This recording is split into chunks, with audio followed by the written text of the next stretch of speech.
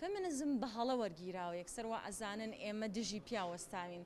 فێمینیزم ئەگەڕێتەوە سەرەوەی کە چۆن هەرچە جۆرە ناحەقیەک هەیە فێمینیزم ئەوێ ئیشی لەسەر کرێ ئەو ناحەقیە نەمێنێت. تاوەک هەموو تاکێک لە کۆمەڵگاکان بتوانن مافیان هەبێ وەک مرۆڤ و بتوانن تاکێک بن بەشێک بن لە کۆمەڵگاکە. ئەمە ڕۆڵی فێمینیزمە. فێمینیزمش زۆر پەیوەندی بە ژینگەوە هەیە. ئێستا کەوتینە تو دنیایەکە ژینگە لە مەترسیدایە. کێ ئەوانەی کە کەمتر زیانیان هەبوو بۆ ژینگە کۆمەڵگا بچووکەکان بوون.